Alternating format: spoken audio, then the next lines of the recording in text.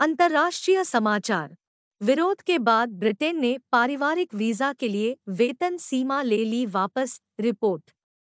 अनुमानित 3 लाख गैर ब्रिटेन, इनमें से कई भारतीय हैं, प्रवासन को कम करने की योजना के हिस्से के रूप में इस महीने की शुरुआत में जीबीपी 18,600 के वर्तमान स्तर से वृद्धि की घोषणा के बाद परेशान है। योजना में बदलाव की पुष्टि एप्सम के लॉर्ड शार्प ने एक संसदीय प्रश्न के उत्तर में की थी। उन्होंने कहा कि सीमा अब वसंत ऋतु में जीबीपी 29,000 तक बढ़ जाएगी, उसके बाद पूर्वानुमानितता देने के लिए वृद्धिशील चरणों में बढ़ेगी। उन्होंने कहा कि योजना यह है कि इसे अंततः जीबीपी 34,500 और फिर जीबीपी 38,700 तक बढ़ाया जाए, लेकिन कोई तारीख नहीं दी गई। चेक सरकार ने की राजकीय शोक की घोषणा। चेक सरकार ने एक असाधारण बैठक के बाद यह घोषणा की। राज्य के झंडे आधे झुकाए जाएंगे और नागरिकों से गुरुवार दोपहर चार्ल्स विश्वविद्यालय के कला संकाय में हुई गोलीबारी के पीड़ितों की याद में 1 मिनट का मौन रखने का आह्वान किया गया है।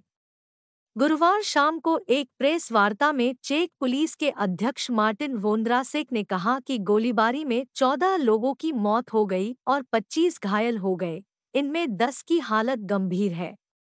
उन्होंने कहा कि संकाय भवन के अंदर हथियारों और गोला बारूद का एक विशाल भंडार था। ईरानी व ओमानी विदेश मंत्रियों ने गाजा संघर्ष पर की चर्चा।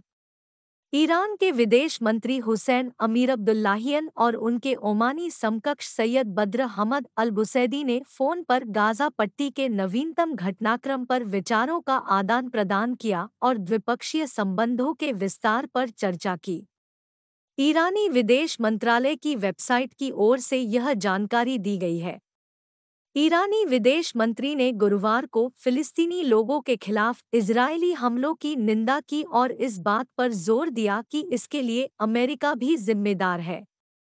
उन्होंने मई में ईरानी राष्ट्रपति इब्राहिम राइसी और ओमानी सुल्तान हैथम बिन तारिक अल सैद के बीच हुए समझौतों के कार्यान्वयन पर भी संतुष्टि व्यक्त की। संयुक्त राष्ट्र ने दक्षिणी गाजा में नागरिकों को निकालने के इजरायली आदेश पर जताई चिंता। संयुक्त राष्ट्र ने दक्षिणी गाजा में नागरिकों को निकालने के इजरायली आदेश पर चिंता व्यक्त की है। इजरायली सेना ने बुधवार को तत्काल निकासी के लिए खान यूनिस शहर के मध्य और दक्षिण के लगभग 20% हिस्से को कवर करने वाला एक नया क्षेत्र नामित किया। युद्ध शुरू होने से पहले यह क्षेत्र लगभग 1,11,000 लोगों का घर था। संयुक्त राष्ट्र महासचिव एंटोनियो गुटेरेस के प्रवक्ता स्टीफन दुजारिक ने गुरुवार को कहा कि इस क्षेत्र में 32 आश्रय स्थल भी शामिल हैं। इनमें 1,41,000 से अधिक विस्थापित पुरुषों, महिलाओं और बच्चों को रखा गया है। इनमें से अधिकांश पहले उत्तरी गाजा से विस्थापित हुए थे। BNT की खास पेशकश।